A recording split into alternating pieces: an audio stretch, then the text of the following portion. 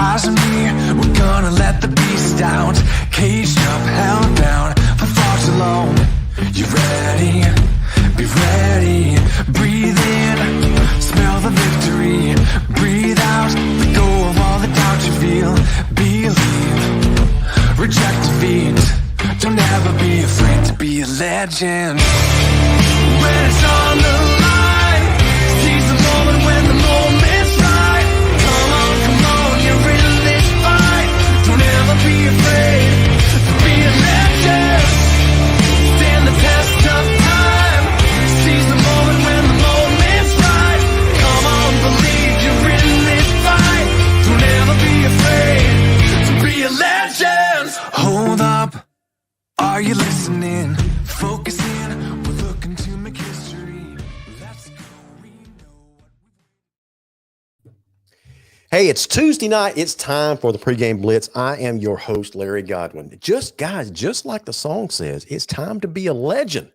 So be a legend on this show. Not me. I'm talking about you guys. And if you are a Coffee County Trojan, you guys have the opportunity to, I don't want to say be a legend, but I like the direction you guys are going in. I got to admit, I had a chance to talk in length with your new head coach, Mike Coe, and we'll get to that in a second. And I walked away impressed, guys. I really did. Rodney Johnson, I don't know how you feel about Mike Coe right now at this moment, but I think you are going to like what you're about to hear. So anyway, before we get to that, let me go ahead and thank some of our sponsors, guys, because, you know, let's be honest about it. We can't do anything at all without sponsors, whether you're the Coffee Trojans or the pregame blitz. Can't do anything without sponsors. So first of all, I want to thank our title sponsor, Pepsi. The Pepsi bottling company here in Valdosta does a great job. Did you guys know they offer more than just Pepsi and Mountain Dew? Yeah, they have all kinds. They have like 1,000 flavors of Mountain Dew now. I'm just kidding. That's an exaggeration. But one of my favorites is right here on the screen now. I'm going to blow this up. Right here on the screen right now is Mountain Dew Spark. This, guys, is the drink that you need to try. Just give it one try. It's kind of like a fizzy lemonade with bubbles in it that has that packs a punch, a wallop with some caffeine. So when you take this drink, when you drink this first thing in the morning, it will get you on your day headed in the right direction. So I want to thank the guys at the Pepsi Bottling Company. We also want to thank the Shade of Perfection. It doesn't matter if you're in Coffee County, Tiff County, wherever. If you're building a house, renovating a house, just want to make your house look nicer on the inside, why not do it by upgrading your custom shades and blinds? Tim Neesmith here in Lowndes County has a company called A Shade of Perfection, does a great job with custom blinds and shades. We also want to thank the Migraine and Spine Clinic of Valdosta. Listen, just listening to me for the next hour, it may give you a migraine if you're a Ware County fan, because the new Coffee County head coach, Mike Coe, might give you Gators out there a migraine. Yeah, I'm talking to you, George Braddock. I see you there in the background. So the Migraine and Spine Clinic of Valdosta does a great job. You guys need to I'll read some of these texts that are coming in talking about my monologue. White Oak Investment, Kyle Conger. Kyle, if you're watching tonight, thank you for being my financial advisor. I can't recommend this guy enough. So Kyle Conger, White Oak Investment Company. If you need some help with, planning out your finances, navigating a turbulent stock market, planning for retirement, let's be honest about it, guys. We're not getting any younger. Every single day that goes by, we're one step closer to retirement. And you need some guys, some smart guys on your side to help you navigate those financial waters. We want to thank Matthew Godwin, Verizon Wireless on Perimeter Road with iPhones, Androids, accessories. He also handles small business accounts. And he's not limited to Lowndes County, guys, so give him a shout. Matthew Godwin, Verizon Wireless on Perimeter Road, 244-5855. We also want to thank Freedom with Steve Nichols. Again, not confined to the boundaries of Lowndes County. If you enjoy starting your day talking about politics in a very, very spirited way, this show is for you. Freedom with Steve Nichols can be seen on Facebook, or you can go to his website, freedomwithstevenichols.live. I got to warn you, though, it's not for the faint of heart. It is not for the faint of heart. All right. So, and then, of course, G Nation Media. We've got a growing portfolio of digital assets. The Viking Nation, PreGameBlitz.com, this show, NationalHSFB.com, and my newest venture, Plow the Field podcast, is not even football related at all. You guys might enjoy that, so check it out. So I want to thank all of our sponsors. Let me go ahead and bring in one of our super fans, and that is George Brady. How are you, George? Well, I was doing well until you threw some shade on my Gators. I did, man. I did. Listen, you're about to hear from one of your arch enemies. I shouldn't call them enemies. You're one of your big time rivals. Yeah, we have fun. The border wars are a great thing. I'm glad. Absolutely. Glad it's strong and going well. Yeah. So absolutely. So we're about to hear from the new skipper over there in Coffee County, head coach Mike Coe. He brings something new to Coffee County. You know, Robbie Pruitt has done a great job over the years. So if you're a Coffee County fan, let me just remind you guys something. You know, Robbie Pruitt's been there the last, 10 years, 11 years, 12 years, something like that. Mm-hmm. And when you take a look at the history of the Coffee County Trojans, they haven't been a bad team. They've had their spurts of really, really good teams. But it looks like they were more dependent on cycles of athletes because, you know, historically, they've been, under Ken Eldridge, where they were 5-6, 4-7, 3-7. They had a 9-4 year under Jerry Odom. They had 9-3, 9-3, 4-6. Even under Bonwell Royal, his last 3 years there, they were 5-5, 6-5, 7-3, 6-4, and he was probably considered one of their better coaches. And then Robbie Pruitt takes over, George, and takes it to the next level. So much so in the last 5 years. Let's see. Last year they got bounced in the first round, but year before that they went to the semifinals. Year before that, quarterfinals, finals in 2017. Yeah. Really should have won that state championship against Lee County game that probably still stings. Yep. They were state right there. Listen, man, they were one football length away from being state champions. Yeah, and that would have been all titles are legit, but when you knock off Lee County for the title, that was that strange year where they were froze out of the bins, right? That's right. I can't remember if we were still in the dome, but yeah, they're froze out of Atlanta anyway. Right. Had to make call an audible. How's that on where to play the games? So. Yep. So anyway, we can see in the comments these Coffee County Trojan fans are starting to pile in there. Chris Pace, Rodney Johnson, they are spreading the word to just about everybody they know. Chris Pace says, "I'm here for it all, gang. Let's go." He's ready to talk some football with Mike Coe.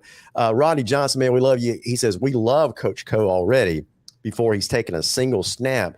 What he's doing off the field, George, setting the foundation is what has us excited." So that's good to know. And you're gonna hear from Coach Coe in a second, his own words, what Rodney's talking about, because this guy is so focused on community, not just football, but not just student athletes, but he's focused on community. And that's, a small town like a Valdosta or a Lowndes or Tifton, you got to have a coach that's invested in the community, right? Mm-hmm. So Chris Pace says, "Yeah, that league game still hurts to this day." I bet, Chris. Yeah. I bet. So, guys, here's what we're going to do. As I promised, I've been teasing this. Coach Coe is going to join us on the screen. Unfortunately, he couldn't be here live, George, because he had to go to the FCA fundraiser in Coffee County. So what he decided to do, I asked him if he could be willing to do this. I said, "Listen, I don't want to put this off anymore. Can you join me at 6:00? We can record a interview with you and then play it live on a show. And then you and I are going to do something unique. It's a 27-minute interview. Guys, this is not a short one. It's a 27-minute interview. So, George, I'm going to play it. And then after every question that I ask him, and he gives a lengthy answer, we're going to stop it, and you and I are going to provide some commentary. Maybe get our super fans that are joining us, put some comments on the screen as well. Mm-hmm. You game for that? Absolutely. Let's do it. All right, so here we go. So here, without further ado, here's Coach Coe. So, Coach, welcome to the broadcast. Thank you, buddy. I appreciate you having me. Yes, sir. Listen, you've had a lot of success at Madison County. You played for 9 state championships. You win in 4 of them. Congratulations on that outstanding achievement. When you got to Madison County as an assistant, the Cowboys weren't, let me say that. The Cowboys were already a well-respected team. Coach Frankie Carroll did a great job there. In 2003, 2004, you guys played for a state title. In 2007, you won a state title. So it wasn't a nothing program, right? You were joining a pretty good program. But when you took over as head coach in 2010, if I'm not mistaken, that's when the program really jumped to the next level. Is that a pretty good assessment? It jumped to the next level? Well, Coach McPherson is the guy, that won the first state title there in 2001. That's right. And then obviously left and went up to your Lowndes Vikings and did a great job there. And then 2003, I joined Coach Carroll, and we played for it in 2003 and 2004. And then 2007 won it. And then, I took over in 2010. It's like any other small place. It's going to have its run of bigger kids, but the one thing you're always going to have there are, number one, guys that can run. Number two, guys that are they're going to play physical. That's all I know. But to me, more importantly, there's not a lot else there. There's not a bowling alley. There's not a movie theater. There's not a skating rink. There's not an arcade. It's athletics, and so you get a lot of where you may have 450 kids in school. You may have 250 boys, 100 of them play football. But I think what we tried to do was make it a place where kids felt welcome, kids felt safe. They felt a part of something bigger than themselves, and I was blessed with, tremendous, we got good athletes, but tremendous workers. They all bought in, they worked hard, and a tremendous coaching staff. I had, in my 12 years there, I think I had, 4 or 5 guys that was with me all 12 years. Wow. Including, Coach Ertzberger was my offense coordinator. He was with me for 12 years. My defense coordinator was with me for 8 or 9. And we have a great mix of former players that played for me or played there. And, our administration was really helpful. They understood the importance of athletics in the school, and they understood the importance of having coaches on campus and how it derails, discipline issues and helps with grades and things like that. So, I get a lot of the credit for that, but there's far more men involved that were big time in that. But more importantly, the young men that were there, when I told them that Friday that I was leaving, I just thanked them for them being willing to do what we asked them to do, sure. giving up their summers, giving up Thanksgiving, they don't get a lot of time off, and I think if, it's a testament to the program there that a majority of the times, a majority of the seasons, we peaked at the right time. Our kids didn't get tired of playing. They didn't get tired of being around each other. They didn't get sick and tired of listening to me and our other coaches all the time. And I think it's a testament of the things that we do off the field with our kids. We spend a lot of time with them just as human beings. It has nothing to do with football. Because let's face it, a football game is 48 minutes. Right. You're with them a lot more than that. And when I put it out on social media that I was leaving, just reading the comments from players and parents, and none of them talked about state championships. None of them talked about winning football games. It was all about the memories, the moments, the talks, thank you for not giving up on me, those type of things. And those are the things that matter more to me than anything else. Just seeing a kid that, when he was in 8th grade, everybody told you he was going to be this and that. And now he's married and he's a good, a good husband, a good dad. That's why you do it. That's why I do it, Gotcha. So you're not going to win a state title every year. That's so right. If that's what ultimately drives you, you're going to be disappointed a lot, That's right.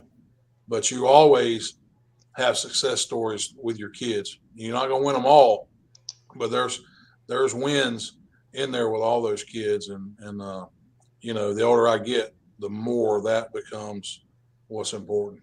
I got you. Well,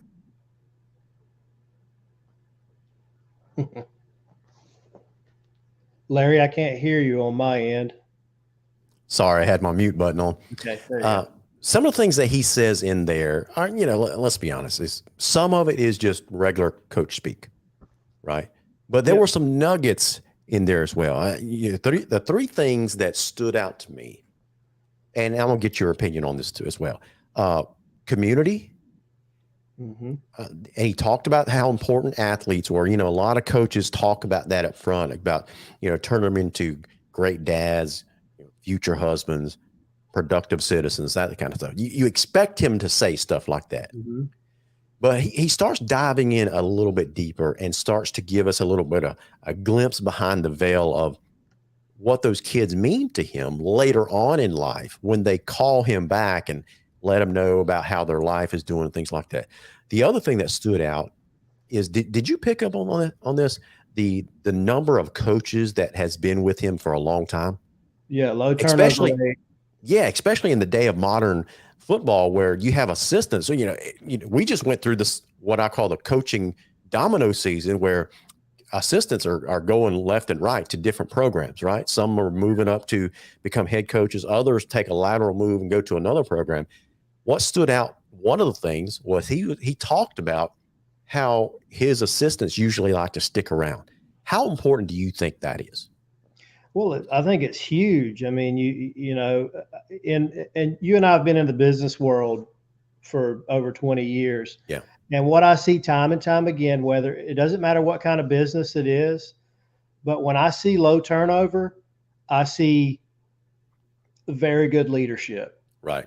Bottom line. Now, it's an interesting scenario that he has that, because a lot of times you do see these coaches move on with their career trajectory and move on. And so that's not necessarily a bad thing if you do have turnover. Nick Saban certainly has a lot of turnover, at Alabama, and a lot of, in large part due to these coaches he has moving onward and upward. But it does say a lot about him. And to your point about him talking about stress and community and all that, what I heard was what he has done in the past. Yeah. And what he's going to do in the future. And we all know the best way to predict future performance is past performance. That's right. So far, when he first got hired, I think we were told that he could bring 2 assistants with him, that kind of stuff. That was sort of scuttlebutt. That was the scuttlebutt. That's so right. So far, in the talk that he and I had before the interview started, I asked him about his assistants, that kind of stuff.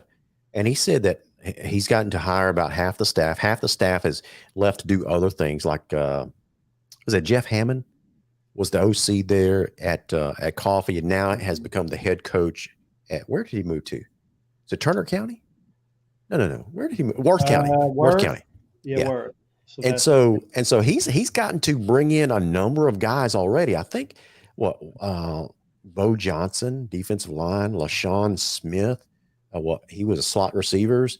Leland Reddy, he is the offensive coordinator, quarterbacks coach. Rich Vester, special teams running backs coach. So he's got 4 of his guys in there already, and he kind of hinted that half the staff are basically his guys already. Mm-hmm. And you guys gonna want to listen to the whole thing, because he kind of gives a hint at someone that's coming, a big name. And I'll just let the cat out of the bag. I won't say who it is because he wouldn't tell me, but I think his defensive coordinator, he's very, very close to hiring a defensive coordinator. Yeah, that definitely is an opening there. My understanding. And he kind of said that it's going to shock the state of Florida this guy's leaving. Okay. So anyway, with that said, let's go ahead and get to the next segment of that interview. And speaking of Randy McPherson, you know, he's finally hanging up his whistle this year. He's calling it quits, announced his retirement. You know, it's interesting that you mentioned the history of coaches there at Madison County. You have some really good success with Randy there. You follow that up with Frankie Carroll. You were there, and you were there for a long period of time. Won what? Your career record, 136 and 27 over 12 seasons. Coach, you had to have been very well ingrained in that community. Reading your bio, you strike me as a community-oriented guy. Oh, yeah, absolutely. So with that said, you know, I'm trying to think of a kind of a tactful way to ask this question. I'll just come out and ask you.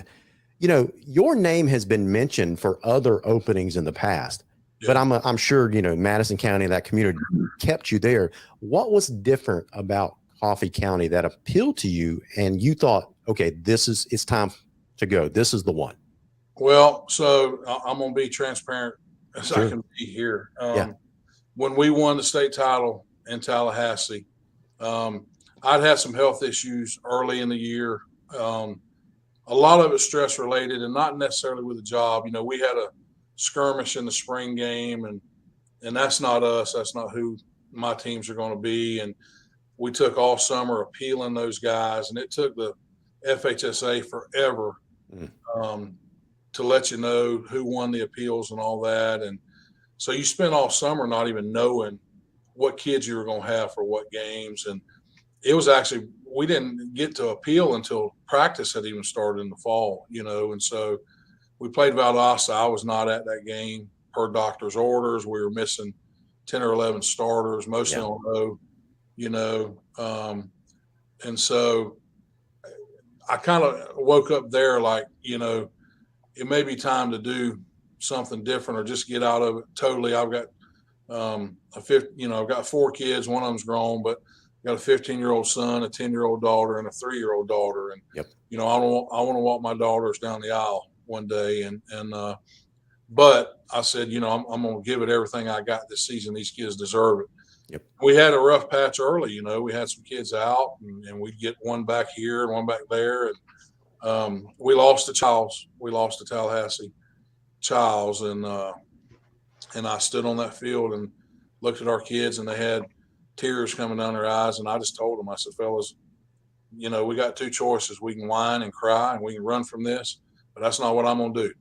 Wow. I'm going to work my tail off. I'm going to be back Monday. We're not going to change a lot of things. We're just going to keep getting better.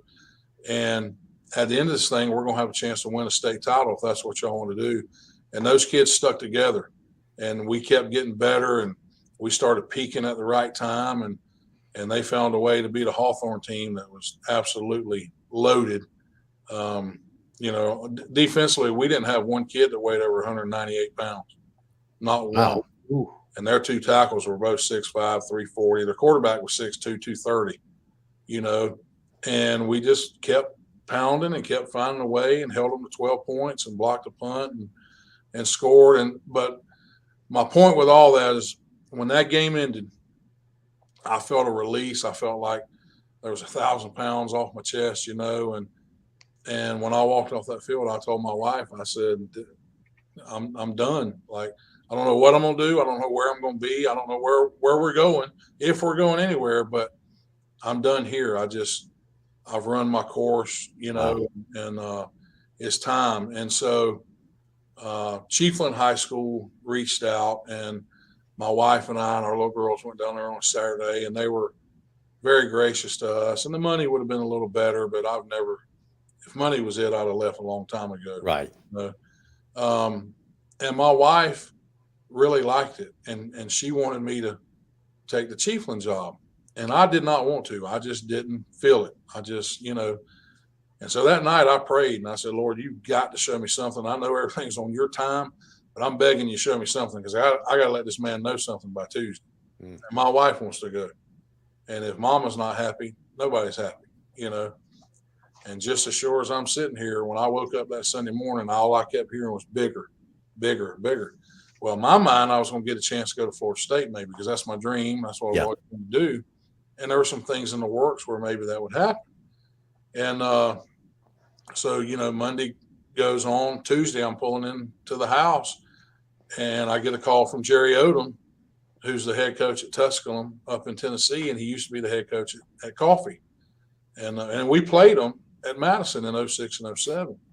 And Jerry said, Coach, I know you're ingrained there. I know, you love it. And you'll never leave the kids there. He said, but I'm telling you, the kids in Coffee are very, very similar to the ones you have in Madison. And would you at least talk to them? Would you at least listen to them? I said, yeah, sure. I'll talk with them. And man, it rocked on 7 or 8 days. I hadn't heard a thing. And I'm thinking, well, okay, no big deal. I wasn't looking for a job really. So no big deal. And I just stay home with my daughter. She was sick. And I get a phone call from Dr. Lee's and Mr. Allen. And we talk a little bit. And they asked me would I come up and interview the next Tuesday. So I did. And, this sounds crazy, but I had my best friend with me, who's a pastor. He actually played for Coach Pruitt at Union County on their first state championship team. Okay. So he rode with me to my interview, and he just hung out with Coach Pruitt, while I was doing all the interviewing and stuff. And when I pulled in the town, I looked at him. I said, I may be dead wrong, but I'm telling you, I think this is where I'm supposed to be, And then when I met Dr. Lee's and Mr. Allen, the feeling just kept increasing, and then when they brought me to the school and the facilities, my goodness. I mean, the facilities are unbelievable. Unbelievable. There's everything you need is here, and the support is here. And everybody's just been wonderful. And I realize we hadn't lost a game either, That's right. Coach, I've never heard anyone take their pastor to an interview with them. Yeah. That might be a first for me. He didn't interview with me, but he Okay. he came to the field house and hung out with Coach Pruitt while I went and interviewed. I got you. He hadn't seen him in years. But he started for him on that first state championship team. But man, it's just been a God thing. I mean, any little hurdle that's been there, I mean, it's been removed almost immediately, and I have a peace about it. A comfort. I mean, I never ever thought I'd leave Madison County. Sure. My offense coordinator at Madison's one of my very best friends. Go to church with him and his wife told my wife I could have won $5,000, and she said, would you buy a lottery ticket or something? She said, no. She said, my husband was willing to bet me $5,000 that he would not, they're hungry and they're excited. And again, it's not broken. I'm not coming to a place that's been 0-10 the last 2 or 3 years. I'm coming to a place that has won and won big. And so I'm excited about that. Man, when's the last time you heard, George, a coach be as transparent as that? As far as emotional intelligence goes, being vulnerable, that kind of stuff. He revealed a lot about the way he thinks, his inner character, that kind of stuff. And he just laid it on the line. When I asked him, what was it about Coffee County? Yeah. His name has been mentioned in other bigger programs in the past, and some smaller ones in Georgia. But what was it about Coffee County? He basically laid it on the line. He says, listen, I had this pivotal moment. And when this happened, I just knew, even as successful as I've been at Madison County, I just knew my time there was drawing to a close. Mm-hmm. We've all, if you've ever been in the business world, when your time is up and it's time to go do something else because you become frustrated in what you're doing, mm-hmm. right? Or the work environment. And it sounds like that was happening there at Madison County. I'm not saying he was frustrated with the Madison County program. Right. It just seemed like he was a guy that had climbed up to the top of the mountain. He's been there so long, and now he's getting frustrated and it's time to go do something else. Am I reading it right or wrong? No, I think you're dead on. In fact, I boiled this down to one word when I was listening to him talk, which it just kept jumping out at me with discernment. Yeah. He's exercised discernment, not only when he felt the time to be, right to move on, but also where and the timing of him leaving and where he actually wound up, which is why we're having this talk right now. Yeah. In Douglas. And I think he's exactly right. And I think he's reading that community well. And I think it is going to translate quite well for everybody involved. And I hope that health issue is he's a big man. I don't know, I won't pretend to have any idea what that's about, but hopefully he's in good health. It seems like he is, and that he'll have a lot of time. Like you said, he has a 3-year-old and a 10-year-old daughter. That's never easy to uproot a family like that and cross the state line, but particularly for that 15-year-old son. Yep. But I think Coffee got themselves a good hire here so far, is what I'm hearing. Yeah, and it just seems like I think those kids in Coffee County are going to buy into his program quickly, because it's one thing. Kids, let me put it this way, George. Kids know a BSer when they see one, when they hear one, right? That's he right. He doesn't strike me as one of those guys. He strikes me as such a genuine guy that I don't mind getting to know him more. I don't think his new players would have any problem buying into his program because of how open he appears to be to them. Yeah.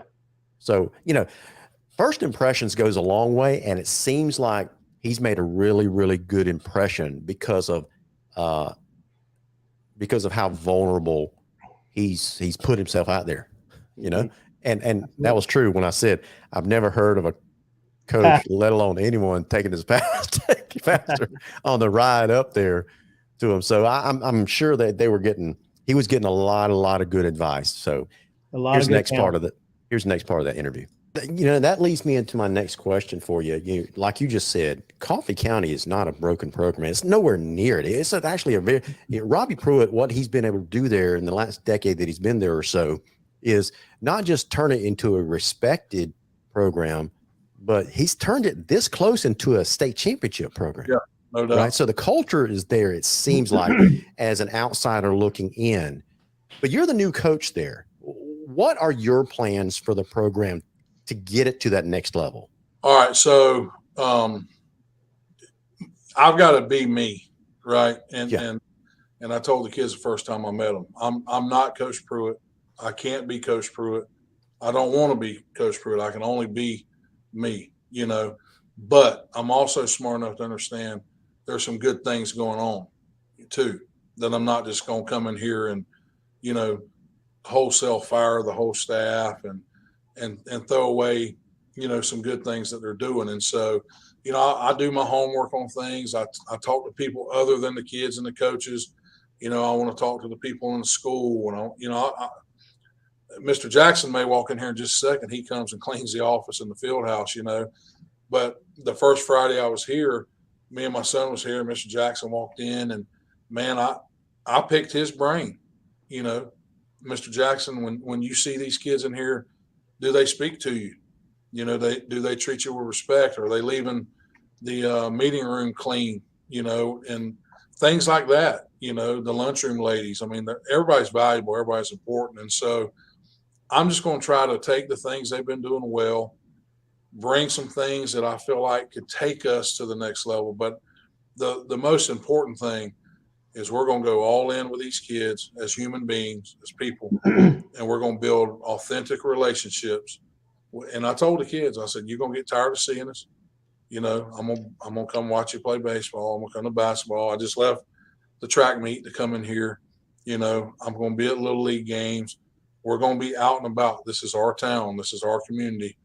And you have so much support here from this town and this community. It's our job to represent the right way, and do those things. So just build a culture like we had at Madison, where we don't fear anybody. We respect everybody, but we've got enough good players here. The strength coach here is unbelievable. Coach Booth is top notch, work hard, really hard on getting faster as a whole, as a football team. Make sure all our kids are playing at least 2 sports, where they're constantly competing and getting better there. But just building a competitive program where we're competing at everything we do. We're competing in the weight room. We're competing outside when we're running like we did today. We're running track. We're playing baseball, all of it, But we want to build good men. We want to build good men because I might live beside one of these jokers one day. Right. And like I told them today, y'all might live beside each other, and you got to be accountable to each other and do things the right way. And so just build on what they've had and try to take it, to that next level, get over that hump. Now, unmute your. I can do that all the time. He said a mouthful there. Yes, he really did. Wrote a couple of quotes down. We don't fear anyone, but we respect everybody. Mm-hmm. How does that strike you when you hear a coach say something like that? Well, it just is a reflection of his character, that the enemy is not necessarily on the other side of the field. We're going to respect our opponents and play good, hard-nosed football, but we're not going to cower. We're not going to be impressed by fancy uniforms or big, fancy campuses and stadiums and names and things like that. Recruits, we're going to go play our brand of football, and win, lose, or draw. That's what we're going to do. And he's won a lot. So yeah, I took 2 quick things. I love it when someone seeks counsel from everybody. He talked about the janitor, Mr. Jackson. We call it the total office call, and sometimes in the business world. Exactly right. Where you value not just the head honcho or the in between, but you also value everybody you talk to. And he's wise enough to see that janitor has a lot of interaction and can probably glean a lot of the character of these kids and some of the information from him. The other thing I like is that he encourages more than one sport. Yeah. He says he wants every player to play 2 sports. I have been a part of a program, not our current coach, the previous coach, who was a very jealous coach when it came to that and discouraged athletes from participating in sports like wrestling and other sports. And I just didn't think that was a wise thing to do. So those 2 things jumped out at me. He said something, this was another quote. This is our town. This is our community. It sounds like he's laying down roots. Oh yeah. Did that come across as loud and clear? I think that was embedded in his decision to go to Douglas, that he was sliding all those chips in, and he's all in, and they're going to absolutely plant. And who knows what happens in 5-10 years, but for now he can look back and say, I fully dove into that opportunity and that community and gave it my all. I think he's being serious too. Yeah. One thing that I did not ask him that I wish I would have was when he was talking about culture in that clip there, he was talking about establishing a winning culture, a culture of competing. I think in his words, competing at everything that they do.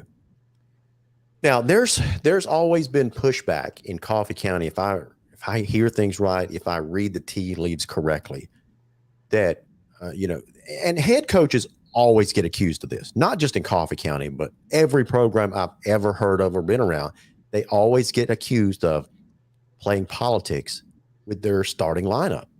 That if you got enough money and you go to that program, you go to that head coach and they make a deal, it's like my kid or this kid that I know needs to see more playing time and I'll donate more money. And that's what head coaches are accused of all the time. That's but right. This guy This guy, first couple of days on the job, he addresses that out of the chute, out of the gate, strongly. I think he posted something on Twitter to that effect. He says, guys, I don't play politics. I've never heard of a coach come out that strongly and that forcefully pushing back on that idea. Have you? No, I've not. And it's refreshing. Yeah, absolutely. You know, it's very refreshing because you do have that contingent, and I liken it to a cancer. Yeah. You need to excise that quickly if it flares up, and if it spreads, you know, it's not good for the patient. Yeah, absolutely. Yep. You know, Chris Pace makes it a point to talk about Coffee County is more than just Douglas. And he goes on to say, got to reach out to more than just Douglas. Chris, I would encourage you and Rodney Johnson and Stephen Tate to help the coach with that. Because, you know, he's been there, what, a week, 2 weeks, max, something like that. I don't know if he's gotten up to Broxton or Nichols or Ambrose. I don't even know if he knows where Ambrose is, if you showed it to him on a map. Larry, this is his 6th day on the job. Yeah. He started last Monday. I'm sure these guys, because Chris Pace, Rodney Johnson, Stephen Tate, all these guys, these big time Coffee County guys, they're invested in that community too. So I'm sure they're going to go out of their way to try to help the new coach get ingrained in that community, get ingrained all these little towns that make up that community up there. So Chris, man, jump in there, and I would encourage you to jump in there with your buddies and help this guy out, steer him in the right direction. But he came across as he's ready to roll up his sleeves, and he's ready to teach these kids how to compete. Now, I'm not saying that Robbie Pruitt didn't do that. I'm sure. Yeah. Listen, we talked about the record that Robbie Pruitt has at Coffee County, so he was doing a lot of things right, right. And Mike Coe acknowledges that. He said it's not like we're taking over a bad program. We're taking over a really, really good program, right? And so that's when I asked him, what's his plans to take it to the next level? And I think that's what the Coffee fan base is ready for. They thank Coach Pruitt for getting him to where they are, but this fan base wants a state championship so bad, so bad. And I think Mike Coe might be the guy to get him there. I think he's got as good a shot as anybody. Yeah. There's a neighbor to the south that's going to have something to say about that, but we'll leave that alone for now. Listen, you're going to want to stick around to his last question that I asked him, because he talks about that neighbor to the south. Rodney Johnson says, I promise you, we are all in helping him and making sure he gets everything he needs. Man, that's fantastic to hear. Because I always preach about this all the time when it comes to high school football, guys. It takes 4 things that you've got to have in place to have that solid foundation for long-term sustainable winning. You guys can probably quote me by now. You got to have a great administration, and he talks about that. You got to have administrative support from the superintendent, the athletic director, the principal, all the way down the line, the full administration, including your board of education. You got to have really, really good coaching. You got to have strong community support, and you got to have good athletes that are coachable, right? So it sounds like all the components are in place, and you're going to hear Coach Coe talk about the components. And he doesn't use my words, but in so many words, he basically is echoing what I'm saying. So here's the next part. Hey, I want to ask you, I hope you don't mind me, revealing this. Before we started our interview, you and I were kind of getting to know each other, small talk, that kind of stuff. You made this statement that, and I think these are your words, quote, coffee is a gold mine, unquote. What did you mean by that? I just think the weight room is every toy that you could want, every piece of equipment that you need. The man that puts the workouts on the board, the strength coach, is as good as it gets. The field house here is as good as it gets. The nutrition program, the backing from the school system, the community's great, and the community in Madison is top notch. I mean, it's very similar as far. There's just a lot more people here, but the school system, the backing, from the county office, from the administration here, the transportation department, the maintenance. I mean, it's all here, to be tapped into, and making sure we're getting every kid out that wants to play football and should be playing football. And I'm just excited about the possibilities. Well, like yesterday, I'll give you an example. I was with a realtor yesterday, right, and looking at a house, and several of the coaches that I'm bringing in, we're all using the same realtor. And so she asked me how I liked it so far, and I was just giddy about it. She said, Coach, every one of your coaches that I've talked to is the same way.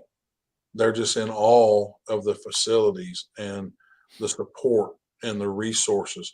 And I told the current coaches, that are still here, like that Coke cooler in the lunch in our team meeting room, man, it's full of apples, bananas, Crustables. I said, there's no Crustables in Madison County. I'm putting it on Facebook asking for peanut butter and jelly, and then me and the coaches are making the peanut butter and jellies. Gotcha. You know what I mean? Yeah. So the community support is there. Oh yeah. Yeah. I mean, I'm just excited. It's a challenge. It's a new challenge for me. This will be the third school I've been at, and I hope it's the last one. I hope it's the last move I make. And Dr. Lees, when he hired me, he said, Coach, you're still relatively young. Do you think you can give us, 10 years? And I said, well, I have a 3-year-old daughter. I'm hoping for 15. I got you. So it's just refreshing to see everybody on the same team, on the same page, everybody understanding the importance of, it's not just athletics here, man. The Performing Arts Center. Oh my goodness. Both daughters dance. My oldest daughter sings. That was part of it too. My kids have sacrificed their whole life, and so to be able to put them in this environment, and there's no reason a kid in Coffee County should fail at anything, because they have resources for every kid. It's not just football, and it's not just athletics. I mean, it's every kid, and it's just refreshing to see that. And, and it's just, you wonder why the state of Florida can't get even close to that. It's disheartening, honestly. Well, so,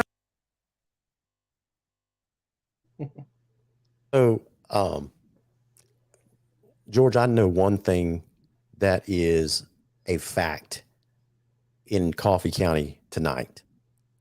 There is one happy realtor that is in love with Coach Co, because that realtor is about to sell 5 or 6 houses. He or she's gonna hit the $1 million club off them.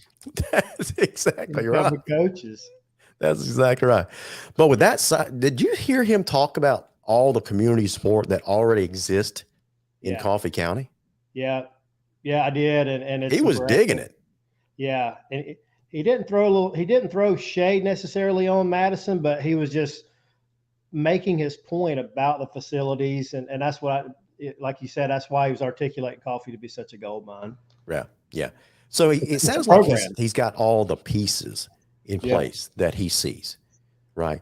And he actually went on to say, in one of those bits, one of those clips there, he says, this community is a lot like Madison County. I think those were his words. It's a lot like Madison County. So he loves the community. He loves the support that he sees. And I'm anxious to see how he takes this thing to the next level. I agree with you, because like you said, all the pieces are in place, and it appears to be a good fit. So success is going to follow. Yeah. And when we get to the point where we start breaking down their schedule, I think you're going to see a roadmap for Coffee to potentially step into the playoffs as a first or second seed with maybe 1-2 losses. Absolutely. He's got a great region to walk right into the first round of the playoffs, whether he wins or loses against Ware County, which is probably what that'll boil down to, with a home playoff game at Jardine. And I know Coffee Nation is happy about that. Yeah. Because they are some road warriors at that town when it comes to playoff time. But you got to want to see some home games too. Yep. So, listen, Glenn Reed Hodges says, thanks to Coach Pruitt for building all that, the facilities, because that's one of the last things they did was made sure all these facilities got built. So, Glenn, I appreciate you bringing that to everyone's attention. Like all these pieces are in place. Coach Pruitt's helped put those things in place over the last decade that he's been there, right? And but you know what? Out of all the great facilities that Coffee County has, they stink at one thing. They don't have this one thing, George, at that Jardine Stadium, and it drives me nuts. Cell phone coverage. Cell phone coverage. Coffee County, step up your game. Help a brother out. Hey, Ware County's going back to Jardine again this year for the second year in a row due to scheduling, Yeah. So, when you attend those games as a Gator fan, when you attend those games in Douglas at Jardine, you and I have this habit of texting scores back and forth to each other. You can't even text me a score. Forget about it. Yeah. So, you'll just find out at some point how it went. Carrier pigeon, something. Ronnie Johnson, he's so funny. He says, we are not allowed to say the words no more. It's the team to the south, border war. Okay. And then he also says, we're going to get that cell phone glitch fixed. I hope so, Rodney. Smart. I hope so, man. It's that time, buddy. That's right. So forget about 5G. Well, I just want 1G. I just want 1G at Jardine. Yes, that's it. So anyway, all right, here's the next clip. You're a coffee community cheerleader already, and I think every head coach needs to do that. Oh, yeah. I'm going to ask you a question that I'm sure you've gotten asked many times before, but I got to ask you because there's going to be some football nuts just like me that's interested and in love with the X's and O's. Oh yeah. So a couple questions left in our interview is, what kind of offense and defense schemes does Mike Coe employ or deploy there at Coffee County? All right. So offensively, if you had to name it, it'd probably be power, spread, but we're going to adapt to what we have. Okay. That's what I did at Madison, depending on who our quarterback is, what type of alignment. Last year at Madison, we didn't have as big alignment we've had in the past. So we went to more pin and pull and getting our alignment out in front and getting on the edges and things like that.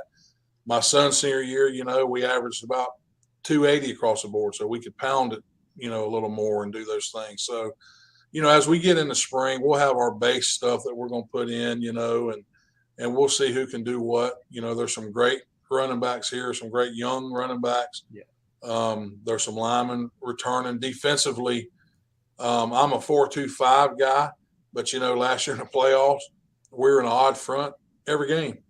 Okay. Just depending on who we're playing, what personnel we have, and that's my job to figure out what do we have on each side of the ball, who fits where. I can tell you this defensively, no matter what we run, we're going to try to put speed on the field. We're going to try to cover those guys up, and make sure we have leverage on the football and leverage formations and make sure we're setting the edge and we're keeping guys off of our linebackers and safeties and we're absorbing guys up front, and letting those kids run and play football, But again, I'm excited. I got Coach Reddy's coming in from Georgia Southern, be our offensive coordinator, and then defense coordinator. I can't quite announce yet. Next couple of days I'll be able to do that, but I promise you, the state of Florida is going to miss this guy greatly. So that was the tease right there. The state of Florida is going to miss this guy greatly. Okay. Big time defensive coordinator coming to Coffee County. Now, I could have asked him about, he talked about one of the things that he wants to do is put speed all over the field. He talked about his power spread, and I could have asked him a follow-up question about what particular players do you have in mind that sticks out? But he's only been there 6 days. 6 days in. It's not enough for him to properly assess his team yet. Although he did touch on he's got all kinds of running backs that are ready to go. So it sounds like he's already been watching film. Yeah. But I thought it was just unfair for me to put him on the spot and say, hey, give me your top 5 players coming back or something like that. I think that's a good post, spring training, if there's an occasion to get back together and do an updated type interview, that would be a fair build on that type question. That's right. So he's talking about deploying speed all over the field. It sounds like, from just me picking bits and pieces here, reading between the lines, is if you're a linebacker in Coffee County, if you're a safety, get ready. Yeah, because it sounds like he's going to use his defensive line to keep guys off of you so you can be the main attraction. Yeah, that's what it sounded like to me. Yeah, a lot of conditioning ahead for those guys. Absolutely. And I think they're up for it. There's some heck of a athletic population over there. So, and he comes from an offensive line lineage, Coach Code, which we talk about. A lot of those battles in these tighter games are won in the trenches. So you can look at him and tell he's a big man. He's definitely an offensive, looks like an O-line guy. Yeah, so, when I asked him offensively what he runs, he talked about a power spread, and then he gave the standard answer, adapting the offense to the personnel that he's got. I mean, everyone expects you to do that. Mm-hmm. But I don't know how much you guys out there. Well, let me say that again. The guys that are watching this program probably know a lot about football and football formations, that kind of stuff. So I'm not going to belittle you or insult your intelligence. When he talked about, George, a power spread, I'm thinking that's going to encompass a lot of different things. Rush Probst ran a power spread at Coffee County. So running is probably going to be a big part of his offense. But at the same time, I've seen some of his offenses down there at Madison through YouTube videos, things like that, where he wasn't afraid to throw the ball around, that kind of stuff. Yeah. So it really depends on one position. And he and I kind of briefly talked about this. It basically depends on his quarterback. Yeah. He's basically going to build that team, that offensive scheme around his quarterback. That's got a good quarterback that's a good athlete but can't hit the side of a barn, you're going to run a lot. Yep. Right? If you got a really good passer, you're going to pass a lot. Sure. And he talked about his personnel up front too. If he's got guards that are maybe smaller, a little more nimble and athletic, you're going to be out front, maybe doing some pulls, doing some, different type of things like that. Or if they're big hogs, big guys. And traditionally, I think of big boys up front. That's right. They always seem to be so big.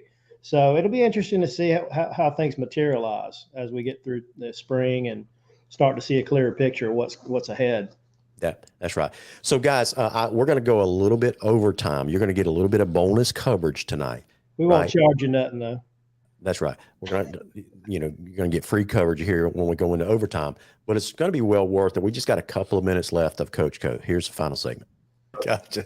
So listen, Coffee County fans, there's a little tease. So you got some big news coming in the next few days, it sounds like. Last question, Coach, is, when you were at Madison County, even though you were a smaller program down there, you weren't afraid to scrap it with the big boys. You played Coffee County, you scheduled Valdosta. When you got to Coffee County, you inherited a schedule for the next couple of years. But what does scheduling look like for Coffee County under Mike Coe in the future? Well, so even with our OTAs, I think they've been going to Glenn Academy and been hosting one here. Yeah, I've changed that up. We're going to go more towards South Georgia the other way. We're going to Colquitt's in July. We're going to Bleckley counties in June, but Colquitt will be there. I told our booster club, I don't think you can wait till November to play Ware County. Yeah. If you're going to have a chance to play with Ware County and compete with them, you need to play people like them early in the season. Now, that doesn't mean you got to load up every week. At Madison, we had to because it was very, very difficult to get a schedule. I mean, you had to play who would play you, and that's what you want to get to everywhere you're at. I think that's a sign of respect. But I would like, the old region where they had Lowndes and Valdosta and Colquitt, because here's the thing. All that matters really in the big scheme of things is those region games and then peaking at the right time in the playoff. Right. But if you wait until the end for your kids to be in that type of environment and playing against those type of players and coaches, I don't think that's very helpful, and so, my thoughts have always been, let's play somebody early that's really, really good, and they can show us our weaknesses and we can work on fixing it. And then down the road, a few weeks, do it again, and continue to build on what you have and see if you need to tweak things and move kids around. But it's, I'm not afraid to lose a football game. I'm not afraid to lose a job. I can coach football. I can reach kids, and I hope it's here for the rest of my time. If it's not, the good Lord's always taking care of me. But, especially at Madison, man, I tell those kids, man, this school's playing this school over here. Can you imagine how boring that is? Yeah. We get to go play Lake City, Columbia. 6A Lake City, Columbia, that is loaded with stallions and studs, and nobody gives us a chance but us, and for the most part, we won a majority of those games. We get to go play Lincoln, and we get to go play Colquitt and Valdosta, and it's fun, man. It's what football's about. I mean, it's a game. Listen, man, I hope to see Coffee on the Lounge schedule in the near future. I think that was always a fun rivalry, whether you said it home to home or however you and Jamie DuBose agree. You guys need to put each other back on the schedule. That would be a fun game to watch again. Well, you got my word. I'm all for it. Absolutely. Coach, I know you've got an FCA meeting to get to, so we appreciate you taking some time out of your schedule. Best of luck up there in Coffee County, and let me hear you say it. Go Trojans. Go Trojans. Thanks, Coach. Have a good night. Yes, sir. There you have it. Go Trojans. That was a good interview, man. That was well done. I appreciate it. That was a fun discussion. I wish we could have those with, all the coaches. You know what I mean? Like that's just, you get to know who they are, what makes them tick beyond just X's and O's, although you did fuse some of that in. Yeah. Yeah, man.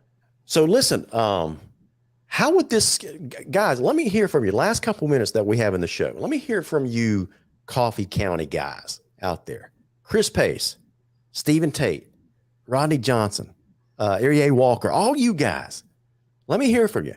How would you feel if you woke up tomorrow morning and you had Lowndes, Valdosta, Colquitt, Ware, Tift County, Warner Robins, Lee County on your schedule?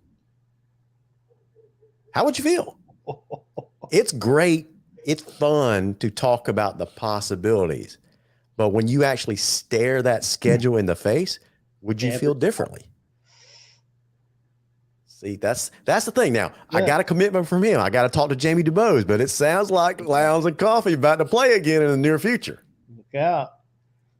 Not logistically, it makes sense. It does. And by the way, in 2 years, you may very well be in the same region. You never know with this new reclassification that's going to happen in a couple of years when they shrink the number of classifications back down to 6. So, we could end up in the same region. You just never know how those numbers are going to play out. I don't think we will, but you never know. But to solve some of the scheduling problems that these bigger schools have around here, why not play each other? Why not put Lowndes and Coffee on the schedule every year? Why not put Coffee and, Colquitt on the schedule every year? I mean, it's within driving distance, easy, right? But those are tough games. Absolutely. And he certainly, back to that question or that answer, he certainly subscribes to the battle-tested theory. Yeah. When it comes to non-region play. Our current coach is not so much into he does, but he tends to play smaller schools that are contenders. But he definitely backs up his talk about being competitive and everything with his action here with talking about playing a tough non-region schedule. One thing that you got to recognize, early on in the interview, he says, this was his quote. I'm going to remind you guys of this. He says, quote, "We don't fear anyone, but we respect everybody," unquote.